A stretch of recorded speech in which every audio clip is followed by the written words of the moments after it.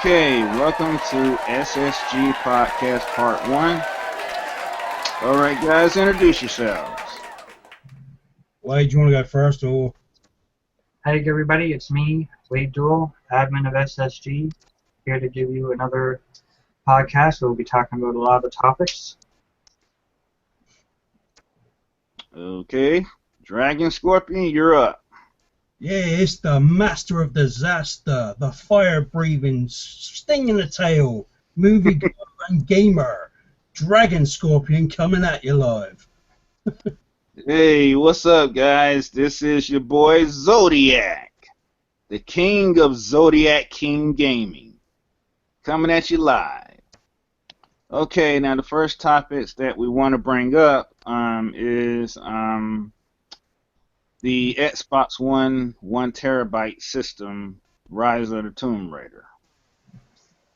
I think it's a bad idea. No offense to any Xbox players, but like, come on. It's like, get Sony, right, when they do bundles. You would be this way, wouldn't you? Right? I don't like how the system is not custom. It's just a plain box.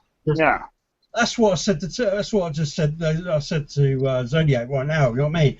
It's like you get Sony, right, when they make themed bundles, right? Yeah, they put the artwork on the actual box, but then they put the artwork on the actual console as well with the game. Yet it seems like Microsoft are only putting the artwork on the box and just selling a plain like console with the games. Yeah. Mm-hmm. That's are they physical or digital? Yeah. But I actually think now with Sony, at least Sony does have the decency to theme the PlayStation 4 like they did with the Metal Gear Solid 5 and Star Wars Battlefront. But I mean, come on. No offense to Xbox gamers, but why have the same Xbox One jet black without any themes on it, or just the artwork on the box? What kind of sense does that make? Don't make any, does it? It really doesn't. I don't understand their logic in thinking that, because putting the artwork just on the box, yeah, that's fair enough. That's advertisement.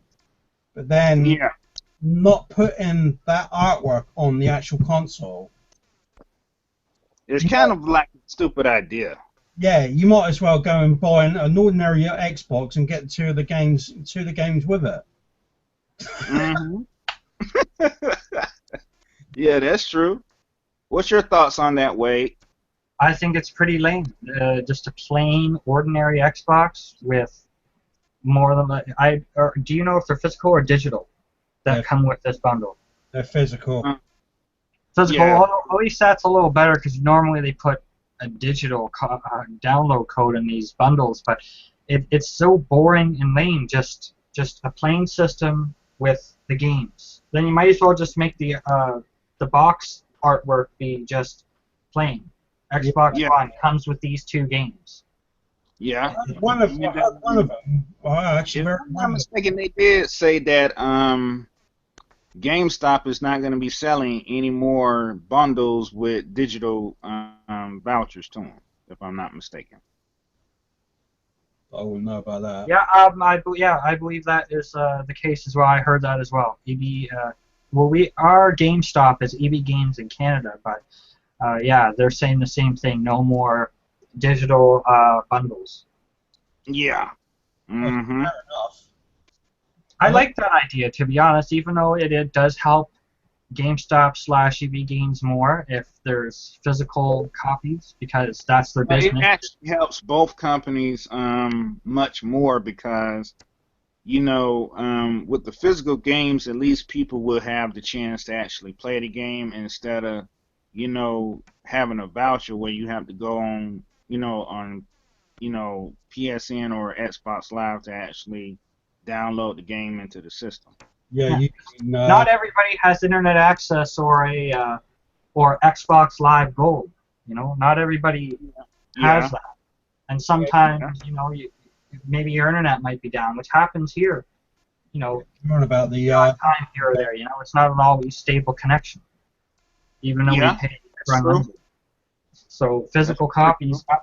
I'm not saying, I would never say get rid of digital, but having that physical with the digital option is the best way.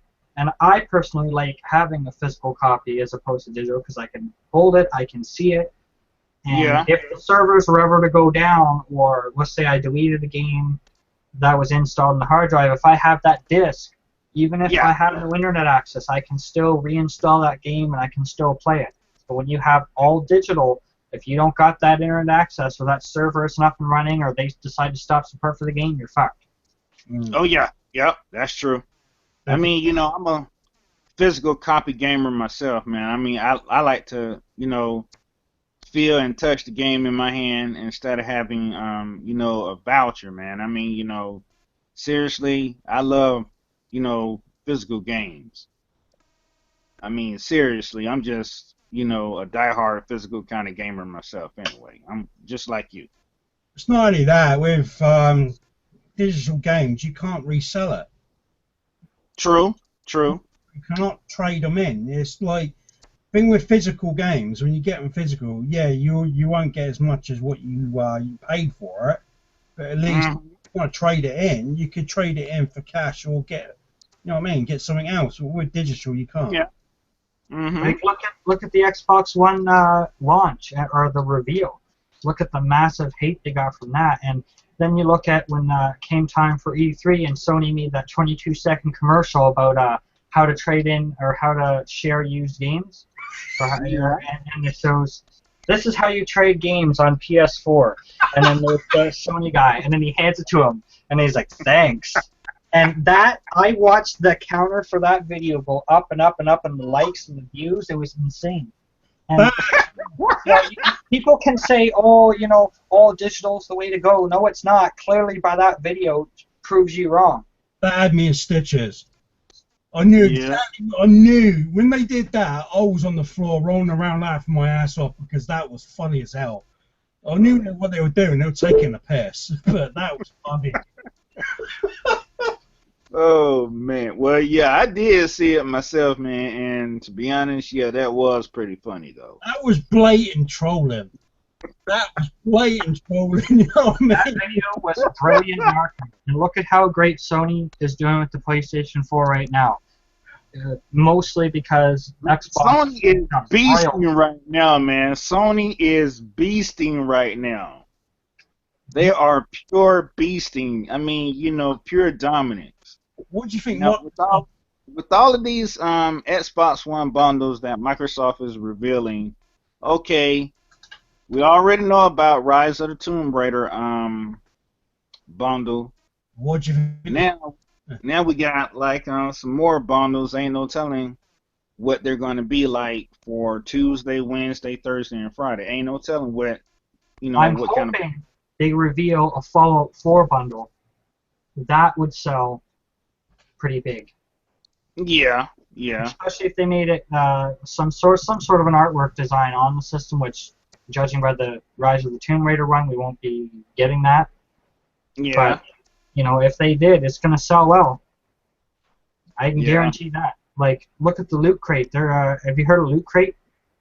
Oh yeah. They have a Fallout 4 Loot Crate, and it's sold out right now. They're trying to manufacture more and make it available again, but it's sold out so fast. They were getting like 113,000 requests for a Fallout 4 Loot Crate like a minute or something like that. Uh-huh. And they well, I did hear that the pre-orders was like going fast too for the game. Well, it's like that with the PS4, to be quite honest. I'd say when that first launched, that was fucking seriously hard to get one. If you didn't pre-order the console, right, you wouldn't have got one within about 3 weeks. They literally sold out on pre-orders for almost 3 weeks. I didn't get my PS4 until the 4th week it was out. Yeah. You know what I mean? But fair enough. That's the one case where pre-orders are still valuable, is when you're getting a console. Yeah. Yeah. Fair play to Microsoft. To be honest, yeah, they need the sales. Come on. They are lagging so behind in sales, it's unreal. And it's because of Phil fucking Spencer not freaking doing his job properly and not managing his company right.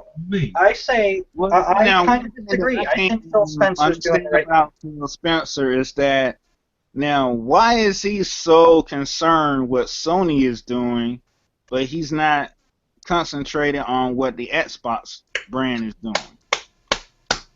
I agree.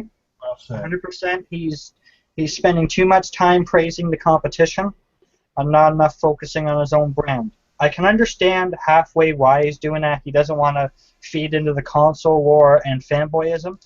So I at least halfway agree with him there, where he's willing to admit that a competition is doing well. That's great, but he needs to focus more on his brand. However, I say the reason why Xbox is suffering right now isn't so much due to Phil Spencer. It's due to simply the launch and the reveal of the system. It's due to Don Matrick, why that system is not doing well. Probably mainly some of it's to do with the fanboys as well. So this is a topic I actually wanted to bring up. Did you see that article that apparently Phil Spencer had made? Right? He said the whole fanboyism is a disgrace to the brand. You know what I mean? But now, you've seen every single Xbox fanboy. They're making YouTube videos. Yeah. Yep. But this is where it gets funny as hell. They're trying to do these videos as if they're not the fanboys. They're blaming it all on these weirdos that make all these bloody like Photoshop photos of them like doing each other up the arse and all this lot about the Sony fans doing this. Yeah. Yeah. If you listen to what Phil Spencer is actually saying, he's actually calling out every single fanboy. Not just Xbox, but he's calling them all out. He's not just picking on one certain group of like fanboys. He's calling them all out. And you did see the video that Iron Wolf did. Man, Iron Wolf is a turd, man. I mean, seriously. 4 Titans? Really? Yeah. Oh my God. That's what made me laugh. I thought, you made that comment. I thought, oh, dear God, no. You know what I mean? I think the cloud can do some things. It might be able to enhance some effects, but the power of 4 Titans? No. No way in hell can it do that. Maybe when we're in Star Trek times, we'll have, a virtual cloud system that can do that, but we're not there yet at 2015. You're talking about a high-powered freaking PC, right, that can do twice as much as what the freaking cloud can do, and he's saying that the cloud on the Xbox One could do more than that. I'm like thinking, well, idiot. Iron Wolf is an idiot.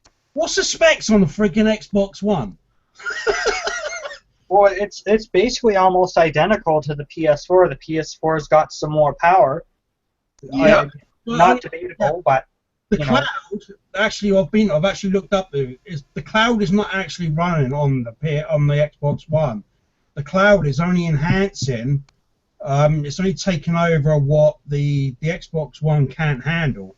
So you're basically, that was running off of another server, which is why it's costing money, extra money apparently, to use it. But it's not. Yeah. It doesn't make the Xbox more powerful. It just makes the Xbox able to handle games like the PS4. Yeah. On a server. Because what the server does, what the machine can only do so much, so the cloud server actually takes over what the machine can't do. This is why it allows them to play games on the cloud. That's all it is. Now, it was another article about the DirectX 12, fiasco. Mm. Now, you got a lot of Xbox fanboys that's saying that the DirectX 12 is going to boost up the Xbox One.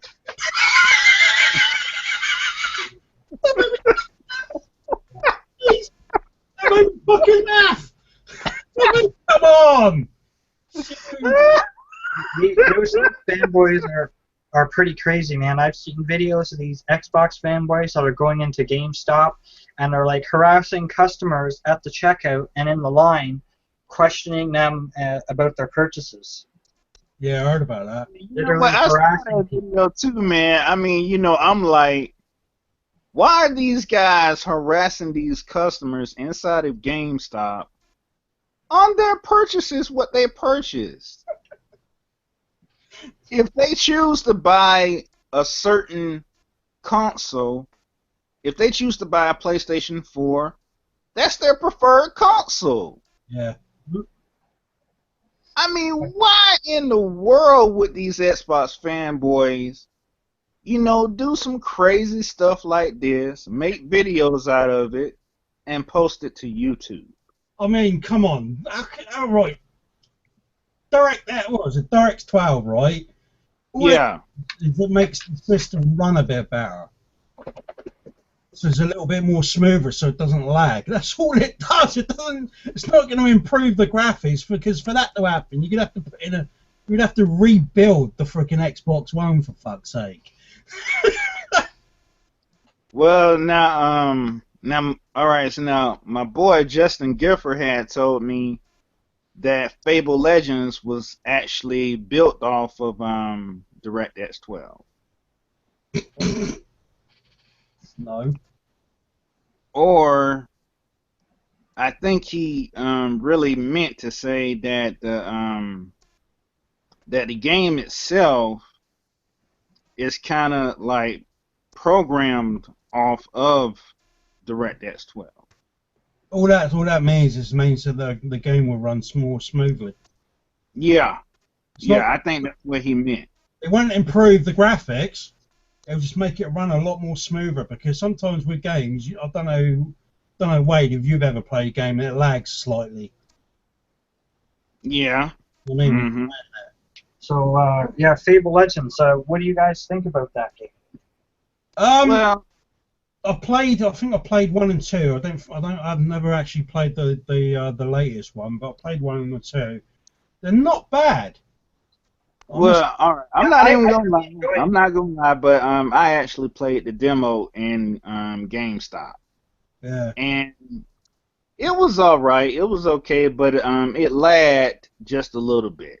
Mm. Just a little. Not a whole lot, just a little. Well, we all know Peter Molyneux. He likes to super overhype his games and make a lot of promises that never deliver. And even though his promises totally didn't deliver in the game, Fable, I like the series. Fable 1 and 2, I really, really like. Fable 3 wasn't as great, but it was still an alright game. Fable Legend, more of like a free-to-play, I think, sort of model. It's not like a main, not part of the main series. And from what I hear, they're not going to be making any main Fable editions. They're just going to be sticking with Fable Legends. They're not making that Fable 4, continuing the story. Yeah. Uh-huh. Yeah. I think the first. I say that they're not going to be making Fable 4. I I thought the first one was better than the second one, though. Well, you already know that the first one will always be better than the second one. Yeah, I just found the story was a lot more better. I think they kind of, I don't know, it was lacking something with the second one. I just don't know. Yeah. The first one was something special. I really liked the story in that one. It was a more mature storyline. It had it was just something. It was just better. Not to say that the other two were horrible, but it was something more elegant, better about the story. Yeah. And about the feel of the characters and gameplay mechanics and storytelling. Yeah, definitely. So you get a good game, it's got to have a good storytelling. If you don't have that, yeah, throwing that out the window. But what do you guys think about Fallout 4? Is it going to be, the game that you guys are going to be anticipated to play, or as Wade like to say that it will be Game of the Year? Could possibly be Game of the Year, but it's got tough competition. It's got some still competition with Until Dawn, though. Was Star Wars as well? And MGS5 would also be competition as well. Yeah. It's definitely a tough competition for this year's Game of the Year, but I don't know. Fallout 4 has been a very popular game from the start, so I think it might just get Game of the Year. Fallout 4 to me is something really special. I mean, I bought the Xbox One knowing that in my heart that Fallout 4 was coming, even though it wasn't announced. This is before the official announcement. I said to myself, look, they're doing something big here. Bethesda's working on something. It's not another Elder Scrolls, because they just made Skyrim, and they did the parent company did ESO. They're not going to be doing another Elder Scrolls.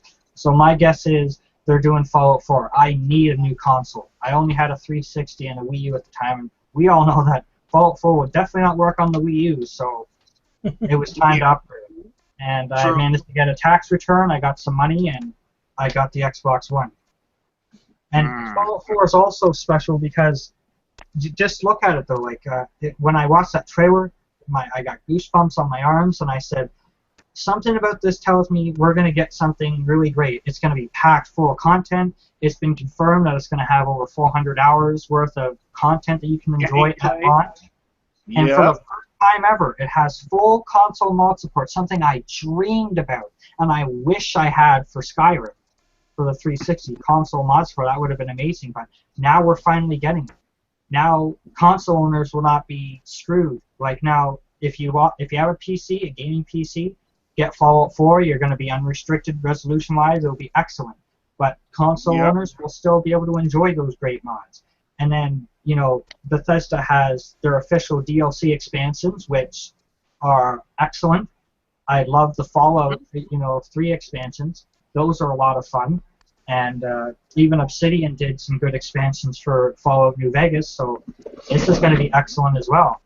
It's really going to be something good. Like, look at a lot of games today. People complain about the amount of hours, how long a game takes, how much content is in there, and half the time it's a very legitimate complaint.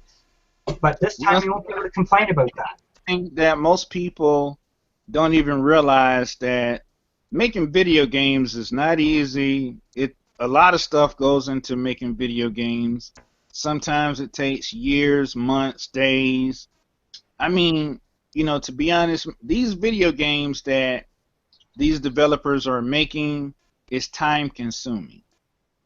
And you also have to look at it and realize that a lot of money is going into making these games. Millions of dollars. Not just millions, billions and thousands of dollars. I don't know any game that's costed $1 billion, but Destiny went halfway there with $500 million.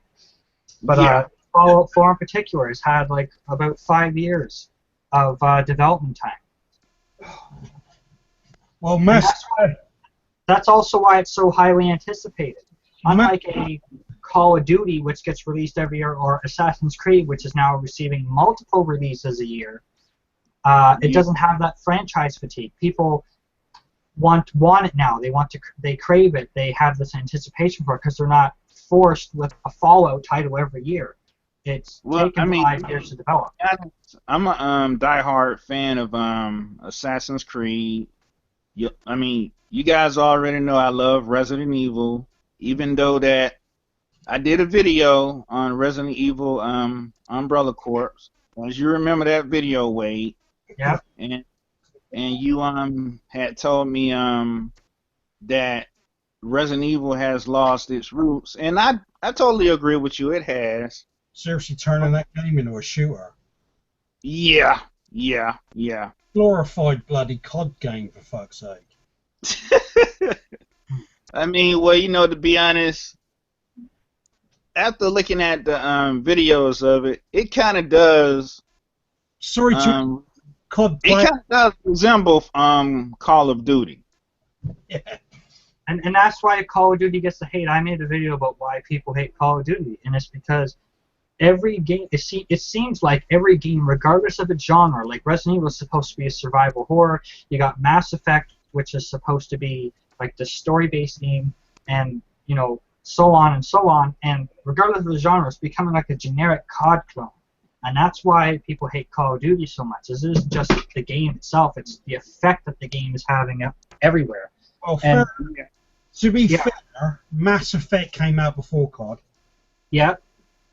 But the third one, a gripe and complaint with that, with the Horde mode Gears of War copy that it had for the multiplayer, and the way that, if you look from Mass Effect 1, I'm not talking story-wise, I'm just talking pure gameplay elements. You look at Mass Effect 1, which had a lot of RPG elements, I loved that the most, number 1. Story-wise, number 2, I loved the best out of them. But you look at it as it progressed to the third one, it lost a lot of its RPG elements and became more of like a shooter. You'll see. I think they were doing that, or I think they've done that on purpose because of the way the storyline was going. Well, I've just noticed a lot of games in general are being changed to resemble Call of Duty, and it's really pissing me off. Really turning me off. One thing, though, with the Mass Effect series, though, they screwed up with the ending. I would admit that with the third one, with the bloody ending. What the hell they were thinking, I don't know. But the best thing with the Mass Effect, it's not just the story that they've actually put into it. It's the music, the emotions, the character-driven story. You're actually playing into it, playing with it. You actually immerse yourself in the character's shoes. Yeah. And you kind of become the character in the game that you're playing, but you want to have that immersive, atmospheric kind of shtick. Yeah. That you want to become the character, like as you're playing. See, this is why when Mass Effect first come out, you should have seen the massive fan base for it. I really love that. It was a lot of fans for Mass Effect.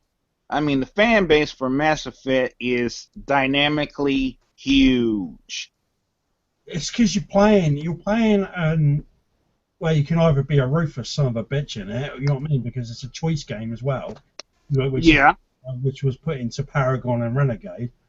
But it's not just that, it was like a very character-driven story, and that's what made it such a great game.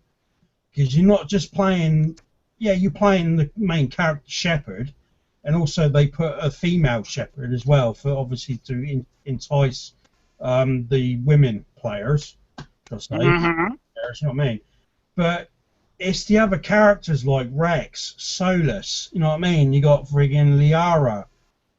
All great characters that you got to know throughout the entire series, you know what I mean? And some points it does get a bit emotional in the game, which this is what I love about Mass Effect. Mass Effect has some of the best well thought out characters and the most amazing, well put together dialogue of any game. Period. Oh yeah, definitely. True And, that. I'm trying to get my partner into that game. We haven't gotten to it yet, but I plan on getting her to play it soon. Yeah. Okay. Just to pre-warn you, if you're going for the trophies, right, especially with ME1, be prepared to get frustrated. Well, yeah, I got her the copy on PlayStation 3 because she has a PS3. Yeah. And we don't have PS4, but she's got it for that. But I also have it for my 360 with all the DLC. So I'm thinking I might get her to play it on my 360. Yeah, because I'm trying for the trophy. I'm trying for the the platinum trophy at the moment. But yeah, the insanity trophy. Oh my! It's like that was really hard. You were telling me on Facebook it was like brutally difficult. It's like the other trophies are pretty easy to get because most of them are characters, right? You just got to play most of the game with the characters, right? Yeah. So they get the trophies as well as like the powers and that lot. Fuck me, trying to put it in freaking Sanity. It's one of the toughest games I've ever bloody played. Do you know what I mean? If you play it in lower levels, it's a cave walk. You can get through that within about 40 hours of gameplay, right? Try it and you're stuck on friggin' one bit for 6 hours. Literally yesterday, right? I was trying because I'm playing. Obviously, I'm trying to get the platinum for the first game, right? And I was trying to get Liara because obviously it's a mission to go and get Liara, which is at the beginning of the game. 6 hours trying to get past that bloody one bit. I literally got in such of a fit and a rage, and I literally launched my freaking joypad across the room. I had to go and buy a new joypad today. Before you try that, maybe you should smoke some green before you do it. It'll help keep the smoke on. Seriously, it's that frustrating. I was like, you son of a bitch. It went whack like that, you know what I mean? I thought, when I done that, I thought, oh, for fuck's sake, I've got to buy a new one. But no, I'll tell you, it's like it was hard enough in hard mode, but when you're doing it in Sanity, it is really tough. It don't hold your hand like the other levels, but it really is bloody hard. But you know, well, let's see. Now there's another topic that we really have to bring up, and I actually seen this one article about Red Dead Redemption. oh, You know, the PC version. well, they remastered. Oh my God! They're not even gonna make the PC version. They're not. Oh, but that's Nope. fans. Nope. They seriously didn't even want to reconsider making it Don't know why that is. for PC. Because I hear, actually, the article is in the group though. I hear some of it. Honest, because that's not a bad game. Yeah. They did follow up with the Undead Red Dead Redemption Undead. Yeah. Undead Nightmares, yeah. Yeah, that was the I think it was an add-on pack on it or something.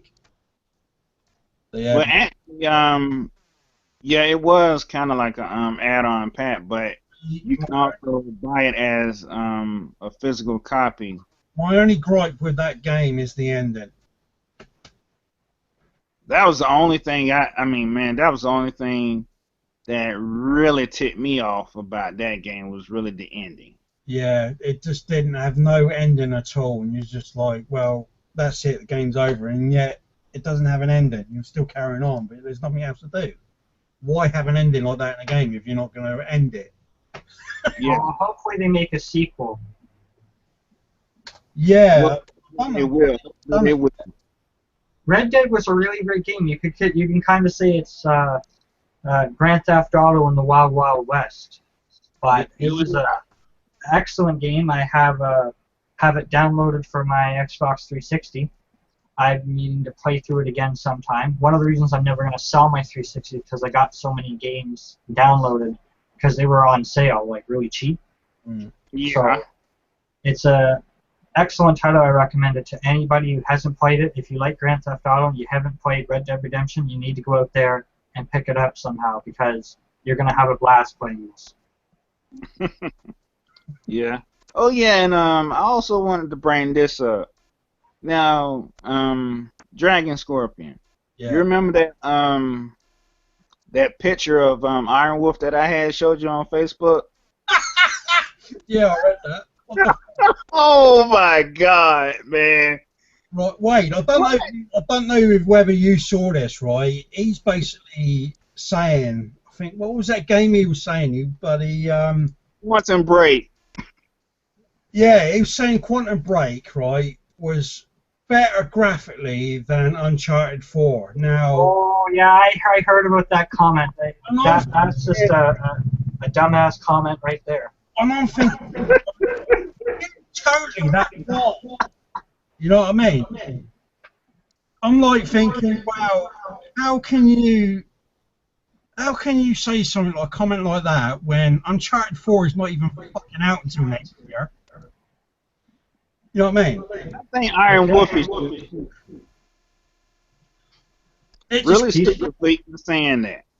It just cracks me up. You cannot say that Quantum Break is more better graphically than Uncharted 4 when the game's not even released until next year. We haven't hardly got any game footage of it. And then, I remember him saying that Scalebound was gonna, shit out on Horizon Zero Dawn, and I'm like, dude, seriously, you got to be the dumbest person on the planet. Well, these Horizon Zero Dawn looks way better. They'll say any bullshit. That's basically all that comes out of their mouths is bullshit. These corporate fanboys will defend their brand to the death. They will say whatever they have to try and get more people to buy it. It's almost like they're being paid by them, even though they're not. Yeah. I've heard that. The trouble is, I've been looking at recent news. Apparently, not so much of a rumor anymore. Apparently, the ending of Uncharted 4 apparently doesn't have a sequel coming to it, but yet the ending is leading towards a sequel. So the ending is going to bring a finality to the series, but the publisher wants to they're really make a sequel. Really trying to fix the ending where it won't set up a sequel. Yeah. It don't make sense. If you're going to end the series on a fourth game, right? End it. But they're doing the exact same thing like they did with Matrix Revolutions. You see at the end, Neo being carted off, right? Yeah. And they kind of leave it open for a sequel. They've done that, apparently, from what I've read, they've done that with Uncharted 4, yet they're saying that it's not leading to any next game or anything like that. It's just ending that way. This is what they should do. Let the series end. If storyline-wise, the writers are, they're done with the series, they want to end it, and just end it. And if you still have ideas that are similar to the Uncharted like gameplay, make a new IP, make a new story, like new universe. That way it'll feel more fresh. It won't be so tired, and you can put in similar mechanics if you have to. But don't just beat the horse till it's completely dead. Like keep making sequel after sequel to where storyline wise it's starting to make no sense and become very tired. Because then you get franchise fatigue. Yeah. You don't want franchise fatigue. No. Yeah. That's very true. That's true, yeah. Because, I mean, you're going to end the game. Don't end it with her with an open ending.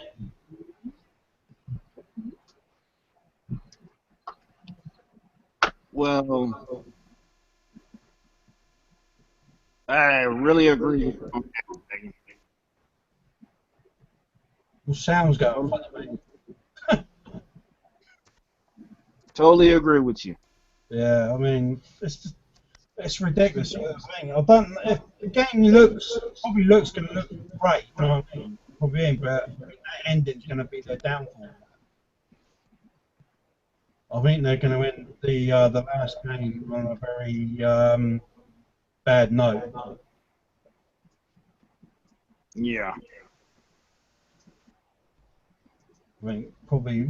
You got any more topics to bring up, Terrence? I can't load up my Facebook right now. Yeah, It's an error. There was one article, according to what I read, which has pissed a lot of fans off. Mortal Kombat 8, during Mortal Kombat 8 was launched, right? Apparently it meant to go on the 360 and PS3, but now they scrapped it. Yeah, they had scrapped. Yeah, they scrapped that the Mortal Kombat X version of PS3 and 360, and you know what? In a way, I'm glad, because that way the game isn't held back. Like, these consoles now are like basically 10 years old, like almost a decade old, and it's about time that they should be like abandoned or stop making new stuff for it, because games will be held back. Because if you make a game that's, you know, it's got a current gen version and then it's got the last gen version, and it's not built for the ground up for the current gen, that current gen is being held back, and the potential of it is being held back. So it's going to have potentially less of a resolution, less of a frame rate. The game world will not be as big or as large as it could be. I think now's the time to really just say goodbye to the last gen for new content, and it's time to focus on this current gen. Because what's the big complaint about this current gen? Not enough games. There's too many remasters. Yeah, that's true. Well, I mean, you know, a lot of gamers on Facebook and some of these gaming groups, you know, like they were saying the same thing. I mean, you know, I really agree with you. And I really want to see some IPs for PS4. I want to see some new games. I want to see, like, brand new, like, and not the same. You know, we already played, like, some of the old games. I want to see some new. Well, hopefully the upcoming E3 in 2016 will show a lot of that. That's what I'm really hoping. Hoping we get to see new IPs, because Microsoft's Phil Spencer, he says he wants to focus on first-party software and wants to really doubling down on getting new stuff out there. So 2016 will be the proving year. And as you said before, Xbox needs to do something to catch up. So I'm hoping he pulls a rabbit out of his hat and gives us a few good things to look forward to. Oh yeah. It was another topic that I wanted to bring up about Halo 5. All right, what about Halo 5 did you have to talk about? I want to know why is it not going to have the split screen? Oh, okay. I can talk about this one now. Apparently, they got rid of the split screen because they say they don't have the resources at the time, and they claim it was the most difficult decision they've ever made as a studio. Whether it could possibly be Microsoft is forcing them to bring this out, but originally when this game was being developed and they were putting out like advertisements and it said Halo 5 Guardians, it had 2 players on it. Initially, Josh Holmes promised it would have at least 2-player split screen, and then they axed it. And they said, oh, well, we want to defend our artistic vision of the game, and we want it to be 1080p at 60 frames per second, which, as far as I know, it does run at a smooth 60 frames per second. However, it's not true 1080p because it uses dynamic scaling resolution, kind of like The Witcher 3 does, where when the action gets higher, the resolution gets scaled back a bit, but they do it in such a way that you don't really notice as much, which I am glad that Halo 5 does play really well. I really like how it has the 6 frames per second, really smooth. That's great. But there's no reason why they can't add the split screen in there. Because no split screen kills Machinima. Because Red vs. Blue series, I don't know if you ever watched that. Those guys are kind of fucked there. And then, no more Halo LAN parties. Some of the best moments, best experiences of my life were had doing Halo LAN parties. My buddy of mine owned a store he still owns the store actually, and we used to close it down at around closing time. We'd pile in all our buddies, have TVs set up, multiple Xboxes, LAN, and we'd be playing for like 5-6 hours. Order pizza, stay up. It was amazing time. And I love Xbox Live, right? That's great. I don't want them to all of a sudden stop live support, but Halo Night was born on split screen because the original Combat Evolved did not have Xbox Live, and people would travel cross-country to play this game with each other. It was being played in like every dorm room, and my best memories were Halo split screen. There's no reason they can't have that, because when you play single player, right, you can still have your full 60 frames per second 1080p, but as everyone knows, when you split screen, you have a reduction in resolution and frame rate. And we've had split screen in every single Halo up till now. I didn't care back then about the resolution or the frames per second, because I'm playing it split screen, because you're not playing it for the graphical fidelity when you're doing split screen, right? So why can't they have it? I chalk it up due to developer laziness and possibly a little bit of Microsoft maybe forcing a deadline on them, and them just not being experienced enough. But I think it's just bullshit, and to me it's a crime that this feature isn't in it. I'm still getting the game because I really like the story, and I'm going to be playing that, and I'm going to be doing a review of it, but I'm going to be really bummed out at the fact that split screen's not there. And I guarantee you there will be a lot of general consumers that don't know gaming like I do, that when they get that game expecting to play split screen with their wives or their best friends, as is tradition with pretty much every Halo game going through it split screen, they're going to be quite pissed that it's not there. Now, actually, one of the with the Halo 5. Do you think it's a good idea the killing off Master Chief? Do I think Halo 5 will kill off Mass Effect? No, Master Chief. No. Do you think it was a good idea? Yeah. Sorry, both your mics are kind of cutting out a little bit. Do you actually think Halo 5 Master Chief would getting a bit of an echo. I heard Halo 5 and Master Chef. I don't think he's going to be on. I don't think he's going to be on Hell's Kitchen. No, what I'm saying is do you think that it was a good idea for them to kill off Master Chief? No, I think it is a bad idea.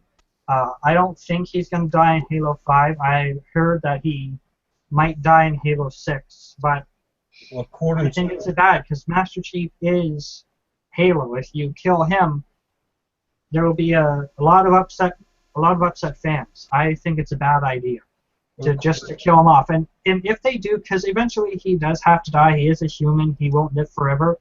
If they are to kill him, I will accept it. But they have to do it in the right way. He has to go out like a hero.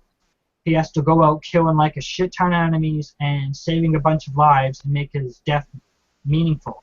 The way that it's being alluded to in some of these commercials, you'll look at this 5-second or these minute spots that they have on YouTube where it shows Master Chief and a building's falling on him and then it looks like he's dead and there's a message saying that he's dead or something like that. That is a cheap, shitty way to kill such a great character. And if they do that, they kill him off in that way, there will be massive outrage. Like, remember the Mass Effect 3 ending, how that had fan outrage? Well, there will be outrage just like that if Master Chief dies like that, and it'll kill the series if they kill him off in a cheap way. Well, I've actually seen the TV advertisement spot advertising that Master Chief is died in combat. Yeah. I think Master Chief needs to stay around for a little while. I do understand, especially if they got this plan with the Halo universe and keep the games going for like, what, 10, 20 years, Microsoft says they want to, which is a deep enough and rich enough universe that they possibly could do that.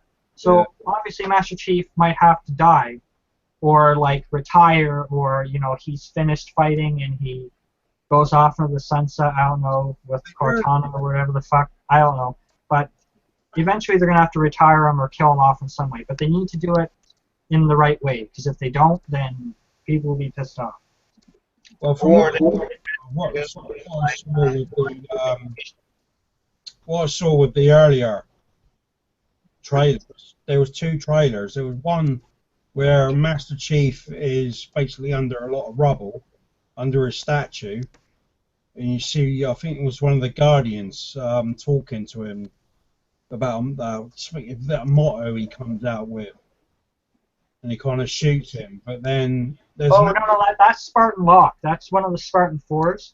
Yeah. One of the newer characters. The reason why they have those 2 trailers, one with Master Chief looking like he's winning, and Locke is, the storyline goes, Locke and these other Spartan 4s, his team, is searching for Master Chief because he's apparently gone AWOL and is not listening to orders, and he's been ordered to bring him in. And it's just like to screw with your mind, to make you think, and to build up hype. I don't think he's going to die personally. But if they are going to kill off the character, they need to make newer characters to eventually replace him, to carry on the franchise name. Well, I'm not sure at this point if Locke can do that. Yeah, I think they kind of need to bring in a new hero if they're going to do that.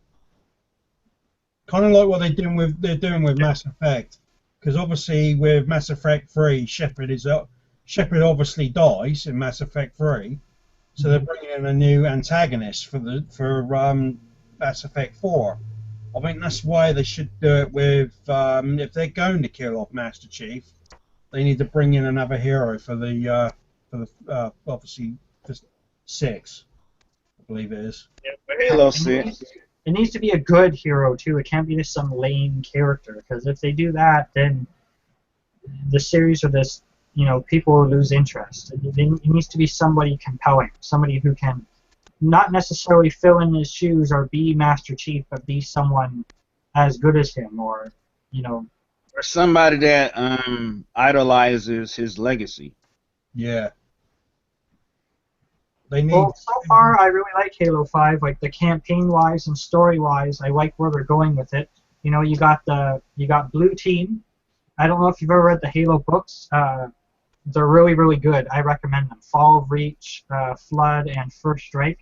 They're a trilogy of books. I'd read those. You'll hear about Blue Team and that. But John, Spartan 117, Master Chief. I don't know if you know about Spartans, but they were taken from birth, or from like early age, 5, 6, and they were taken to some facility.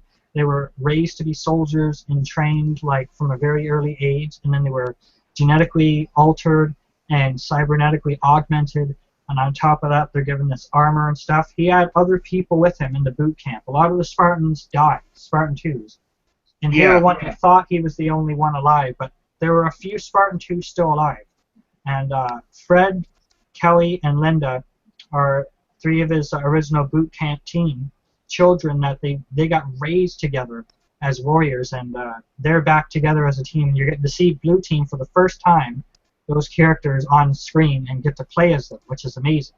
And then you got the new Spartans, the Spartan 4s. They're different than Spartan 2s. They're not raised from early childhood.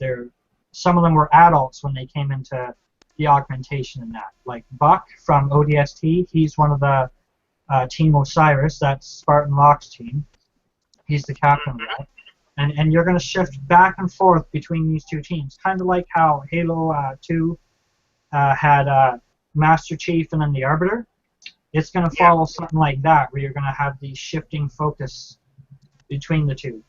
And it's looking really great. multiplayer-wise, I don't know.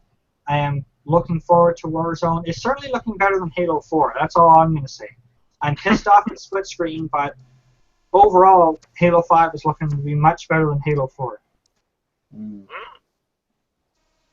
Mm-hmm. So if you got an Xbox One, Halo 5 would be a good game to get. It's going to be really fun. I love the story and the lore and the universe of the Halo series, and I'm going to get this game. I already got it pre-ordered, not fully, but I'll pay off my pre-order in a couple days when I get paid. Well, you and everybody else, Wade. You and everybody else, man. And Fallout 4, of course. Even though I'm really liking Fallout 5, Fallout 4 is easily my most anticipated game. Just because I know Bethesda is a reputable developer. They have a great history. They're one of the only developers left that has pride and passion in what they do and want to make a great game that stands the test of time, when most developers today are in it just for the dollar. They're there not because they love making games or they want to make a great game. They're there just to make a buck, to put food on the table, and they're not doing it to make a great experience. Bethesda is one of those companies that really wants to make a great experience, and you can tell. Yeah. I just found an interesting article, apparently, about this Star Wars Battlefront. What is it? Says Star Wars Battlefront beta full file size, level cap, preload details revealed. Apparently, the beta is about 7 gigabytes on the PlayStation 4, while Xbox One and PC editions are close to 11 gigabytes. I don't know why. But I have an answer for that. If you want to know why it's different, because the PlayStation 4 and PC have higher graphical fidelity, and they're going to be pushing out maybe a higher resolution and frame rate. That's why you get the extra file size. Probably, yeah. And I am interested in this beta. I'm going to try it out. But I am overly critical on the final product, because I feel that Battlefront, the final product, will not have enough content. Well, according to this, it's saying the beta will run from the 8th to the 12th. Now, that's only 4 days. You think that's long enough for people to test it? No, I don't think it's enough time for people to test it. They should at least give a week, 2 weeks, like the Halo 5 beta did.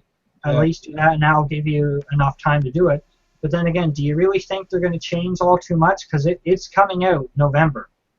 And this game, to me, it's being rushed. And I'm hearing rumors of the alpha had a massive amount of problems. Granted, it's an alpha, but still, it's being cranked out there to meet the movie. They're saying here, in addition, EA has confirmed that Battlefront beta will let you advance your characters up to level 5. Once players hit that cap, they cannot process it to higher levels, but can still unlock additional items. EA has announced a level cap for the full Battlefront game, but send description courtesy Walker Assault on Hoth. Fight in a 40-player epic battle of rebels to destroy the Empire onslaught of AT-ATs by calling the Y-wing bombers, or the side of the Empire protector, the walkers, ever on there. According to this, it's only got really 3 things on there. For the beta, it's not really explaining what, but it launched on November 17th, so it's kind of... Trouble is 40 players.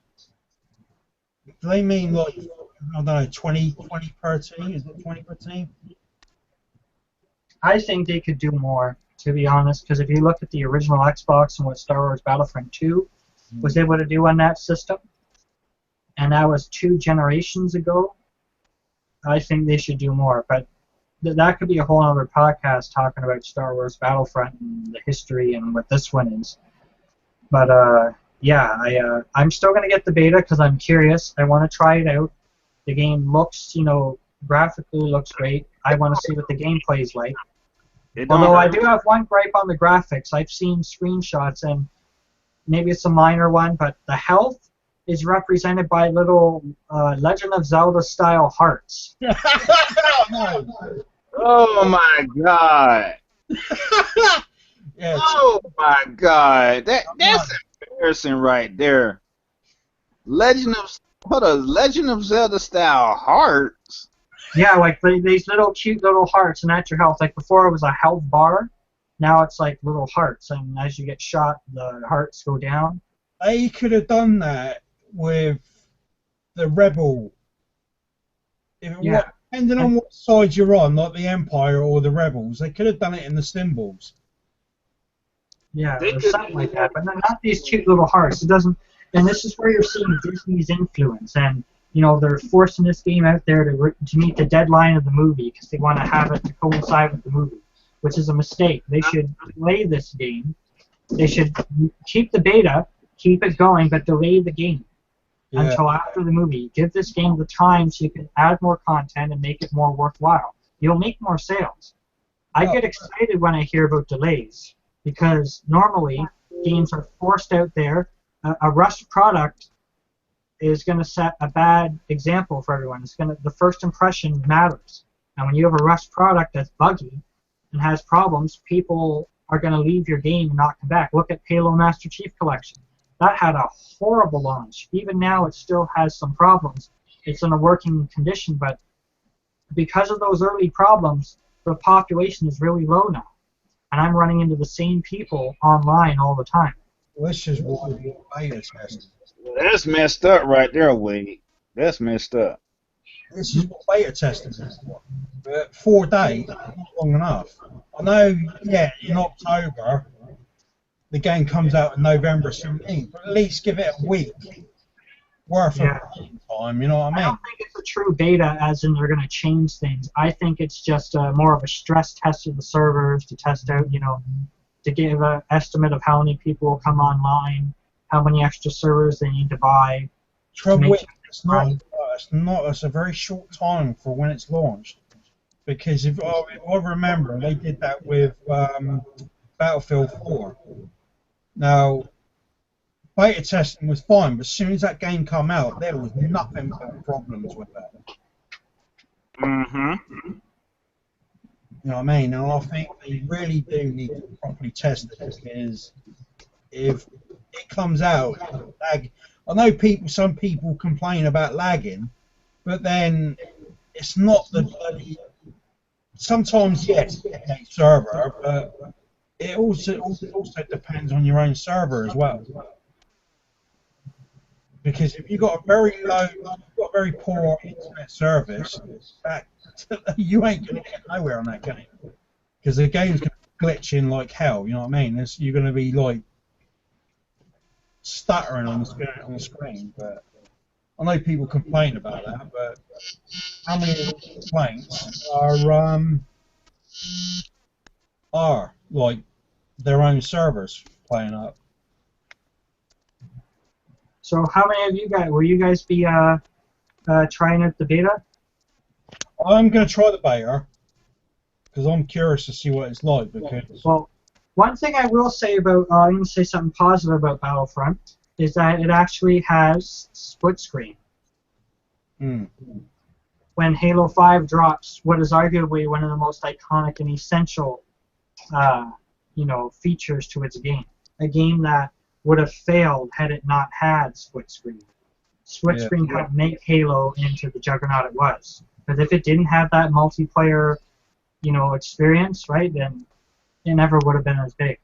But at least Star Wars Battlefront for EA has split screen, which is a dying, feature in games. Sadly. Yeah, I can agree with that. So I'll give them props for that. Yeah. And look, think about it this way, and this is where it's something else too that's pissed me off about Halo 5. You're talking about the drop in the split screen to maintain graphical fidelity. Look at Star Wars Battlefront and how decent the graphics look on that. They still have split screen. Mm. Tell me you can't do that for Halo 5? That's some bullshit right there. They're lying to us.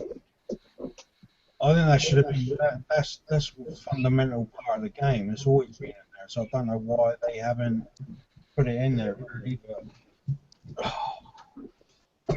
developers for you. There's another article actually. I don't know if it's a rumor. Apparently, Rainbow Six doesn't have a main mission. What do you think of that? Ooh, boy. Rainbow Six? Yeah, the new one coming out. Ooh, boy. Apparently, they're saying it's not. Don't get me started on that one. No. I'm not buying that game. Ooh, Rainbow no. Six Under Siege. Yeah. Apparently, according to an article I read the other day, apparently, I don't know if it's just a rumor.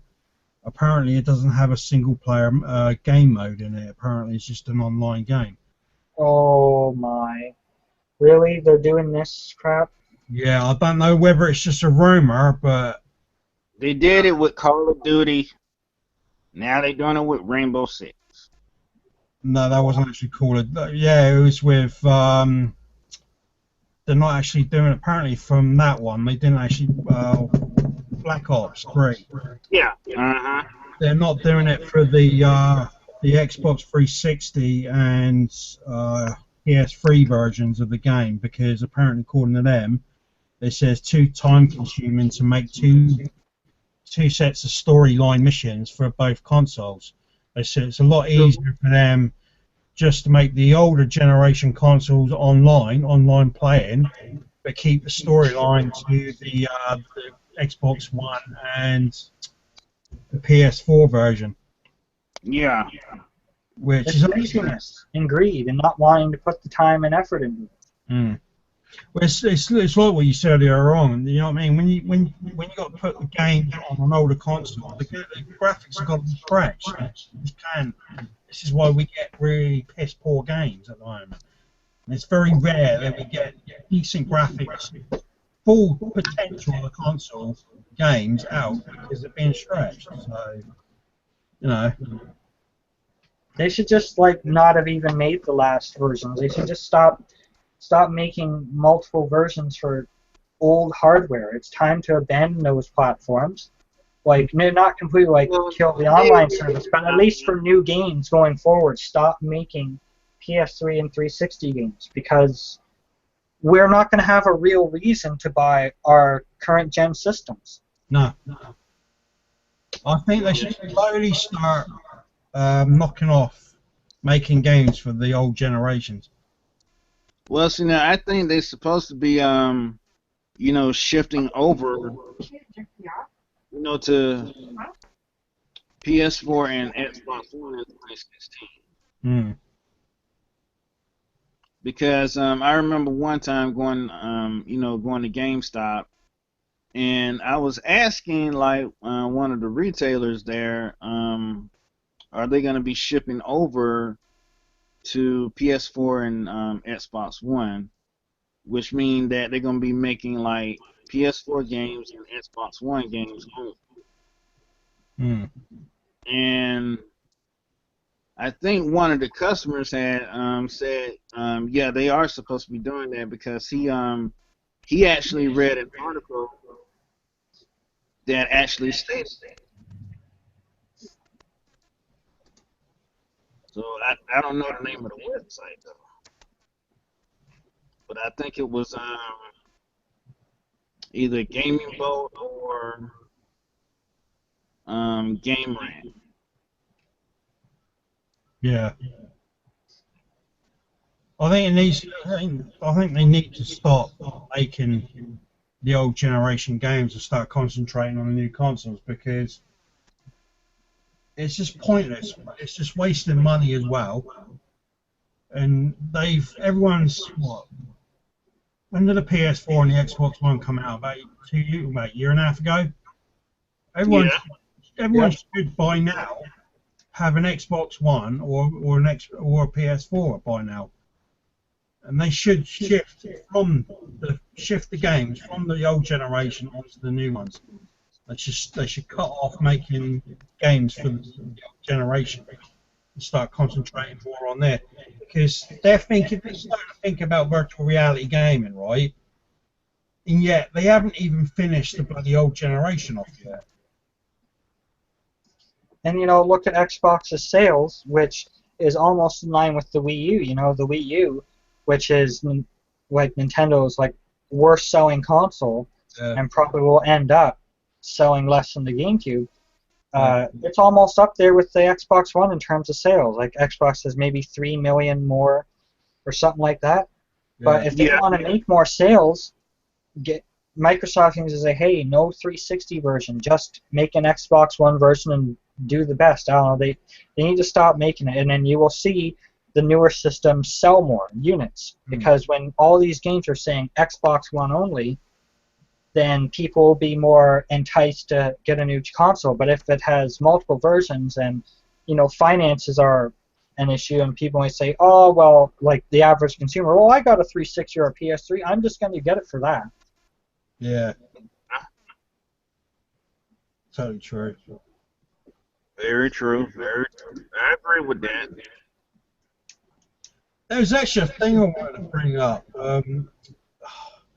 You're probably going to laugh at this. Destiny. I think this is a blatant freaking rip-off of gamers completely. Right? When they first launched the game, yeah, they advertised it and the game was good. It was, great, but then they fucked up the storyline for one. They took out the 2 DLCs for the 2 DLC stories to make more money. Locked on the disc DLC. Yeah, like House of Wolves and Into the Dark, right? They took that out of the game to make them extra, which was an extra 40 quid. Then they go charge another 20 odd quid for the next DLC, and then they bring out the Taken King, right? And that's nearly £120 altogether. Players have actually spent on that game since it first come out, and then all of a sudden, 2 weeks after the Taken King comes out, they bring out the full flaming version of the game for just 40 quid, with all the DLCs in it. That is a blatant ripoff. Yeah. I'm glad I never bought Destiny, but I was looking forward to it in the early days before it came out. I was somewhat swayed by the marketing, and it was a major disappointment. This was supposed to be Bungie's next big game after Halo. People expected a story-driven experience, and certainly from the marketing, it made it look like the story was much bigger than it actually was. But it had hardly any story in the game. You have to go online and read things in order to understand, and to me that's bullshit. And it's kind of like an MMO, but it's not really an MMO. And I'm not saying the gameplay is completely horrible. It's got great shooting mechanics, but with as you just said, with the horrible DLC practices, it's a big disappointment. And you think all those development dollars went into the game? The $500 million budget 10-year plan? No, it didn't. Most of it went to marketing. I think they should have just made the game optimal instead of internet required connection. I think the amount of money they spent on the marketing for the trailers, they could have made a movie out of that. Yep. They could have made an amazing game out of that money for marketing. You know what I mean? They could have made a full story-driven experience with tons of cutscenes and lots of gameplay, but no. 500 million. 500 million on a freaking advertisement, right? The way they got the trailers, that sells the game. And I'm not being funny, that is more like a movie. You know what sells games most nowadays? It's not TV trailers that they spend all this money for. It's YouTube videos and YouTubers sharing information about games. That sells more games than any other form of advertisement. There's a lot of people are canceling their cable. Cable's dying out. People aren't using cable anymore. TV, they're canceling their cable and getting only internet. That's where the majority of the entertainment's going for. So really, there's no excuse for these massive marketing budgets. True. Nintendo could learn a thing from that. Hell, people still think the Wii U is just an add-on for the original Wii. Remember the GameCube? Where the hell did that go?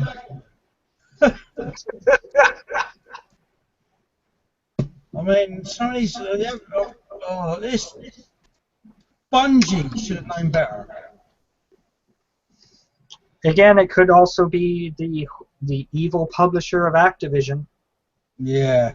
Sticking their grubby hands and saying, you got to do this and you got to do this. I mean, getting players to play. I gotta say one thing about Activision. I played some of their games, but I just didn't like the head honcho. Bobby Kotick? I don't like him either. Oh my god. I hate that. Yeah. They are definitely getting, I hate them. yeah, they're definitely getting like EA. Yeah, they're awfully close. Activision and EA are fairly similar. Look, so I think it's under.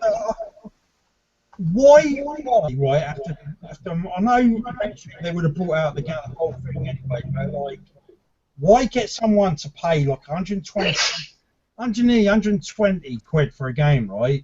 Then all of a sudden bring out the full game for less than what you paid for it. Yeah, true. But why didn't they just do that in the first place? Just bring out the entire bloody game with all the DLCs in it. Yeah. Greed on top of greed, and that is a blatant like disrespect to gamers, content people. But then people suck it up. They go out and buy it, and they say, "Oh, this game is great," and all that. Like, I'm thinking, you actually played the game.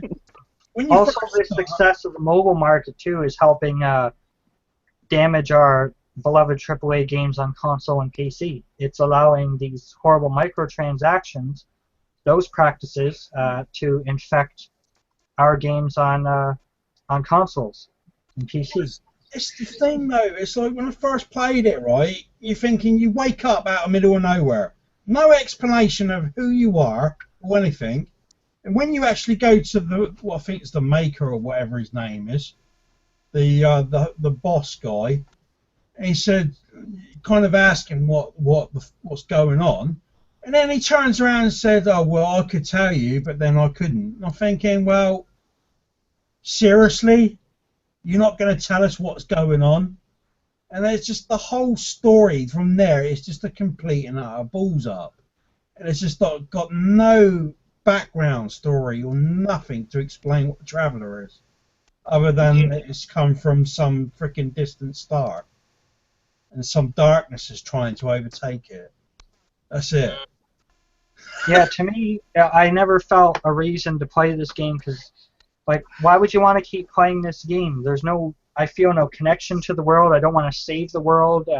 Nothing's explained. Unlike Mass Effect, where you had a reason to keep playing the game. You wanted to keep going. You wanted to save the universe and blah, blah, blah, blah. With this, though, there's no context. You have no clue what's going on, and how am I supposed to care about this world and the characters and want to keep playing if I don't know what the hell is going on?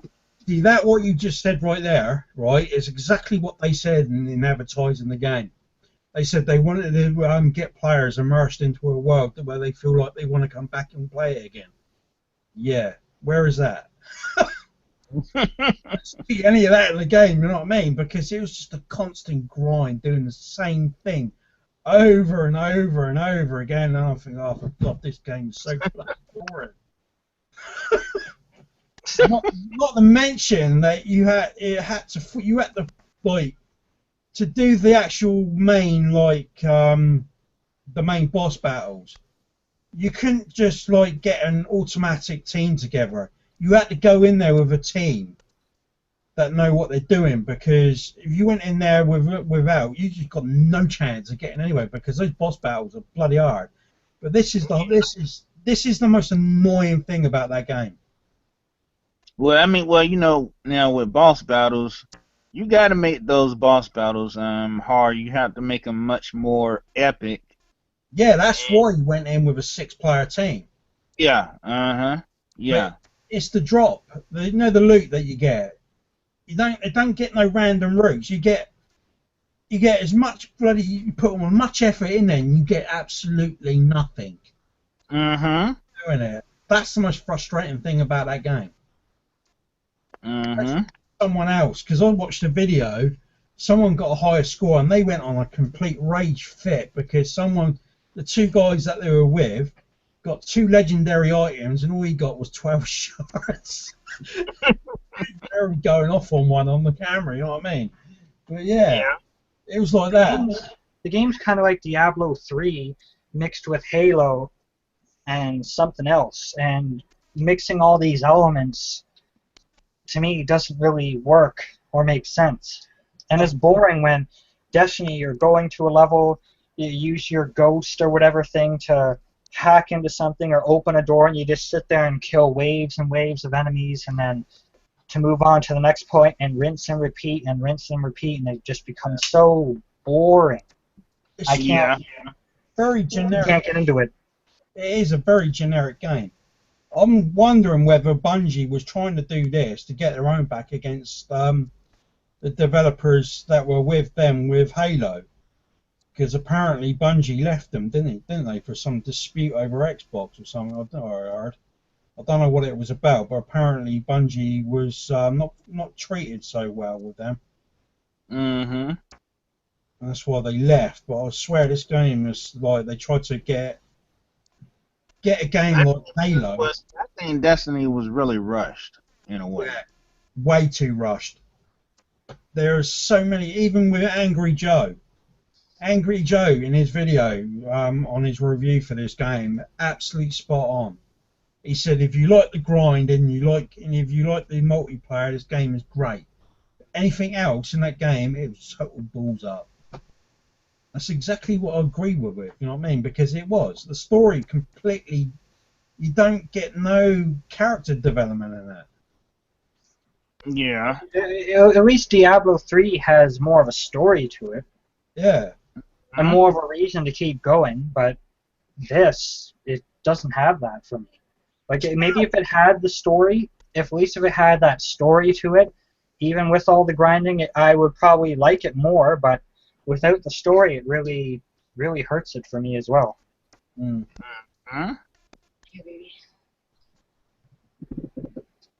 all right, guys. What's everyone think about this, what's it, Somnia game that's coming out? Oh, Soma? Yeah. Oh, well, now that game right there, I gotta say, is really terrifying.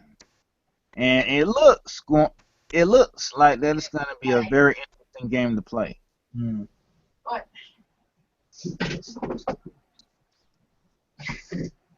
I just feel that it's gonna be very interesting. I mean, the game itself looks quite frightening because it looks as if it's got that dark atmosphere. You know what I mean, like a Resident Evil game. But it's kind of unique. It's from the makers of Amnesia. The Amnesia. Yeah. It's kind of like it's got that atmosphere that the first Dead Space had. Yeah. Dark, very dark atmospheric where every corner. Very dark. And as far as I know, it's made for PS4 and PC. I'm hoping they make an Xbox One version because I don't know if my PC could handle it. Yeah. I might have to upgrade, but it's a game I'm really interested in. I love the atmosphere, the graphics, the horror of it. I just love that, and I really want to play it. See, I love Dead Space. Dead Space, when it first came out, that game was absolutely amazing. The original was brilliant. I mean, it's one of the games that made Twinkle Twinkle Little Star in the creepiest way possible. You know what I mean? And it really fitted the actual game because when you first going in there, you first start the plane, you walk through the door, and all of a sudden, you see this guy, and I think it was a glass like tank or something like that. Yeah. And then you hear him say, they made me do it. And then all of a sudden, he gets hold of a blade and cuts his own fucking throat. And I think, fuck, what's going on here? You know what I mean? And you're subjected straight away into this horror. Because the moment you see him do that, cut his own throat, that's it. You're like, thinking, whoa, hang on a minute, what's going on here? You know what I mean? And throughout the game, you're really immersed in it, and it gets creepy as hell. I mean, it's like when I first played Dead Space Downfall movie, and that movie right there, it is kind of based on like the very first game, although it is a prequel of like what actually happened in the very first game, though. Yeah. You know about Deadfall? Yeah. Yeah. That's the animated version of the prequel. That's what happened. Yeah. That's the prequel to the game, basically. Yeah. When you arrive at the planet Kraken facility, the events before had already happened. So basically, everyone was already dead before you even got there. But yeah, I wasn't actually seen that. But it kind of got weird after that. I don't know, because I think Dead Space 2 kind of lost its edge. It didn't really have the frightening atmosphere. Yeah, it became too like actiony, and then the third one did not have some kind of co-op. Yeah. Yeah. See, that kills the two. You can't have a true horror game when it's co-op because it's not as scary. No. You know? I mean, the weapons are good. All right. I think with some co-ops in horror games now, like Resident Evil 5, that had co-op, but the AI with Sheva was just, stupid. I mean, she's just lazy. She just didn't want to help Chris out in certain situations. Well, I will say that Resident Evil 5 was definitely a fun co-op game, but when it comes to a survival horror or a good horror game, Resident Evil 5 was not that at all. I was never scared. It was like some of the monsters were cool to look at. It's like, wow, that's pretty cool, but I was never scared. I didn't get that, unlike past Resident Evils. That was kind of a hold your hand type game. And the Michael Bay style action scenes, explosions and running gun and never running out of ammo. That's what I'm saying. Resident Evil is going down the wrong path. Like this Umbrella Corps, right? I actually think that if Capcom can actually, make a Resident Evil game much more darker, like the very first Resident Evil was, and actually bring it back to its roots, it would have much more fan base love from it. And also, if they want to do a multiplayer Resident Evil, here's how to do it. Remember the Outbreak series? Yeah. Oh, yeah. Make a more modern version of that, new storyline or whatever, but keep it with the classic Resident Evil kind of gameplay. That is the best way to do a multiplayer Resident Evil. That's how you do it. Not this Call of Duty clone Umbrella Corps.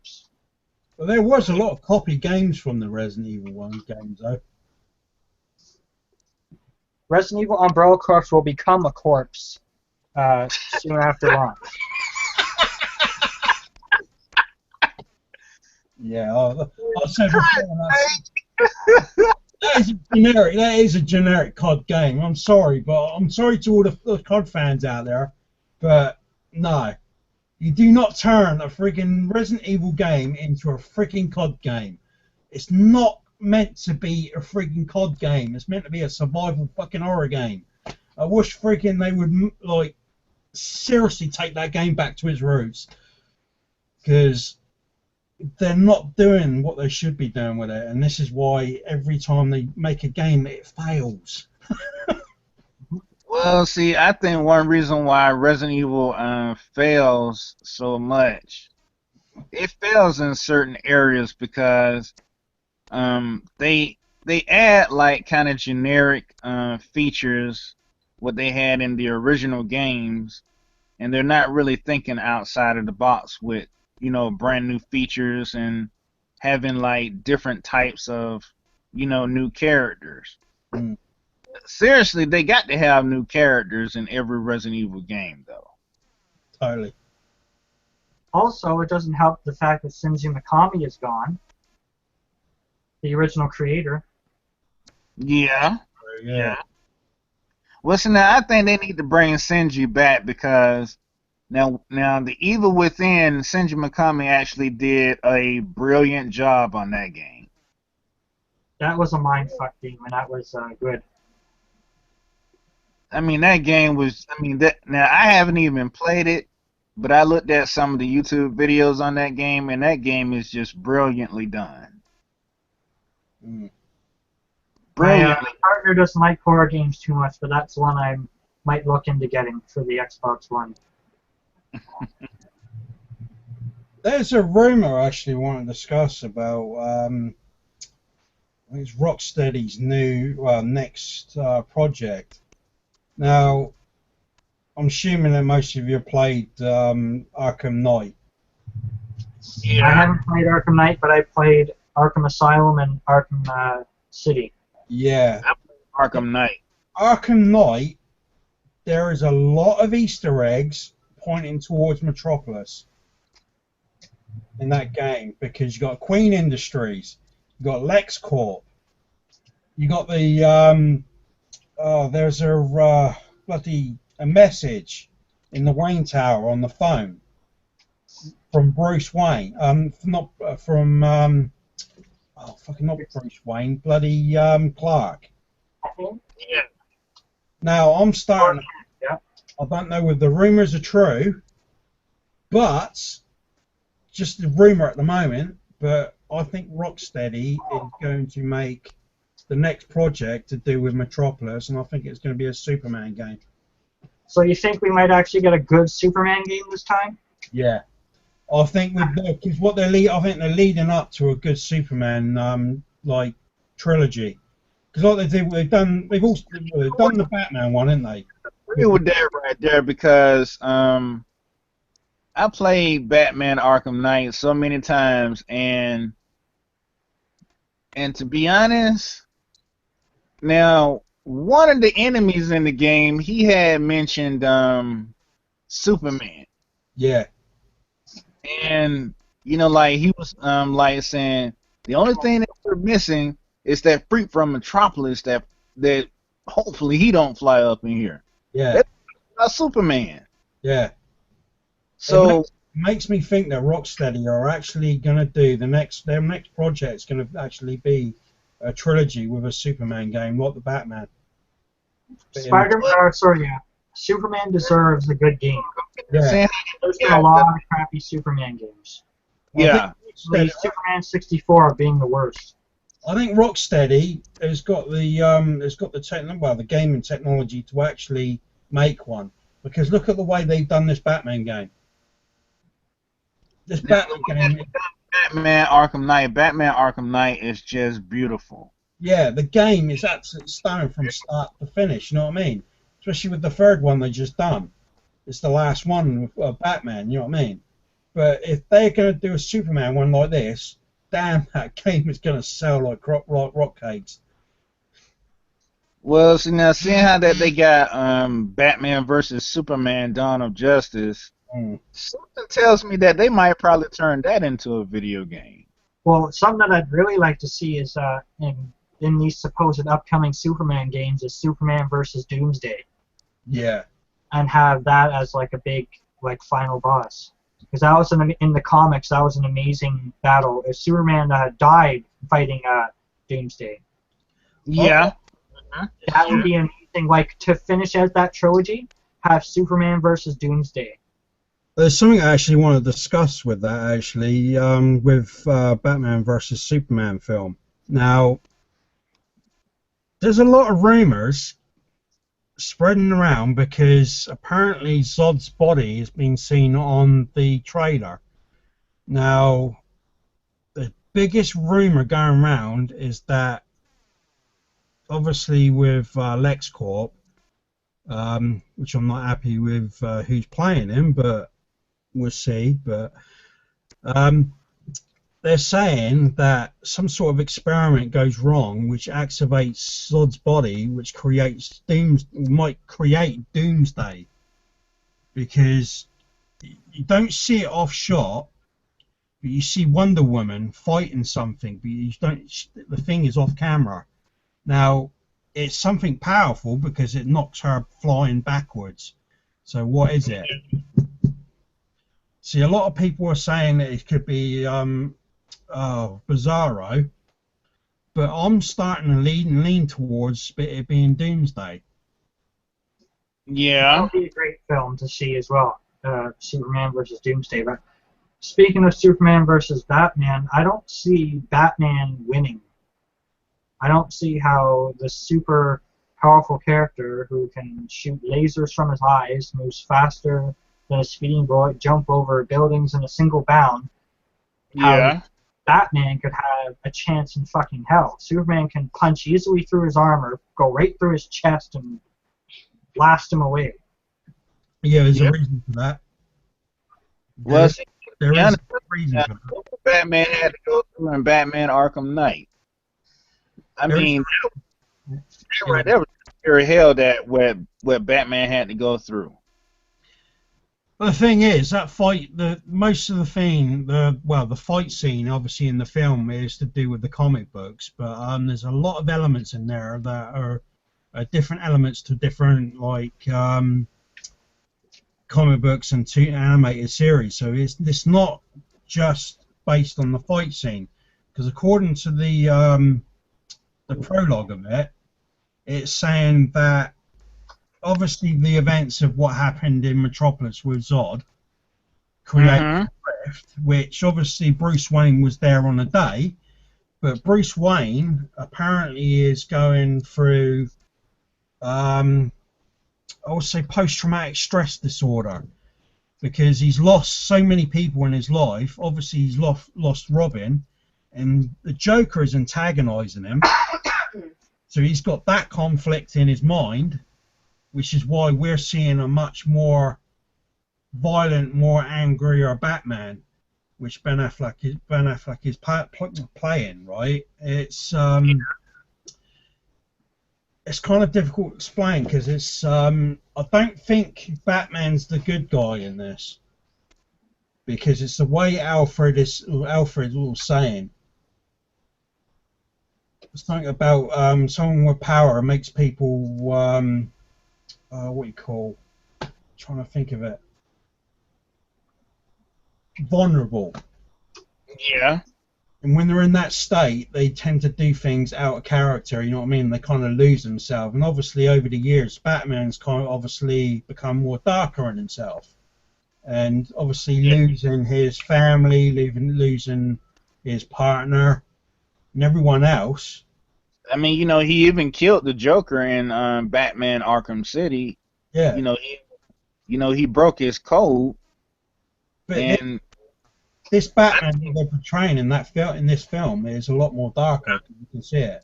So you think Batman's going to be the bad guy in this film? And do you think he's going to get some kind of a power boost of some kind? No, he's not. It's not a power boost. As you saw in the trailer, you saw Lex Luthor with the kryptonite. Obviously, Batman's a detective, so obviously he's going to find out Superman's weakness, which is kryptonite. So somewhere in that storyline, it's going to be encrypted into that. What it is that Batman lead lines that armored suit with kryptonite. So basically, when Superman comes up against Batman, it's an even fight. It's not superpower against like a normal person. They're actually on an even fight. But the whole film is not actually going to be revolving around that fight, because when they fight together, obviously a new threat comes up. So it says a bigger threat that the world has ever known. So that tells me with Zod's body, it's got to be Doomsday.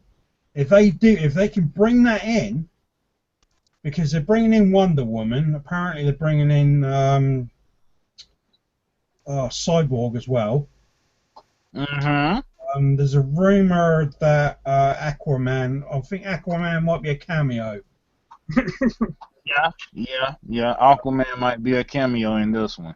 He's the worst of the Justice League, let's be honest here. Well, apparently he's getting his own film. Aquaman sucks, I'm sorry. Jason Momoa. Jason Momoa's actually every show. DC is actually making the live action film of Aquaman with Jason Momoa. Oh Lord, have mercy. Yeah, I think this Batman versus Superman film is going to be one hell of an epic film, because I'm starting to feel that this main like creature or something is going to be Doomsday. If it is, I'll tell you, this film will like blow Marvel completely out of the water, because you got Batman, you got Superman, you got Wonder Woman fighting it at the same time. That is going to be one epic battle. You know what I mean? All right, guys, we finna end it on this after this topic right here. Yeah. But I just feel that Batman versus Superman will be a wonderful epic movie. Well, apparently they're saying it's now a sequel. So they're going to be two parts to it? No, they're saying this is a Man of Steel 2 sequel. Yeah. This is Man of Steel. That's funny, because yet before they said there wasn't. Do you got a release date for the film? March 26th next year. Well, hey, maybe that's the movie me and my partner can go see. Yeah, it's gonna. I'll tell you, from the trailer, the first trailer, I was like hooked on it straight away. But then when that kind of blew me away a little bit. But then they did the second trailer. I'm not saying my jaw nearly hit the floor, and I thought, whoa, this is going to be an awesome film. You know what I mean? I know a lot of people like hated on the first like Man of Steel, but you've got two iconic characters up against each other. Yeah. How often do you see that in a live action film? Not that much. Oh. All right, guys, we're finna end it right here. Good. Alrighty. Yeah, it's All right. getting a bit late. Yeah. All right. This concludes part 1 of SSG Podcast. This is your boy Zodiac Gamer. Wade Duel signing off. Scorpion signing out. So Dragon. if you guys enjoyed the podcast, be prepared to enjoy part 2. I'm going to go and burn some villages. Part 2 will come out on October 3rd. Yeah. Yep. Alrighty, I'll see you guys then. Okay. All right. You guys have a good one. You too. Good night. Peace. Peace.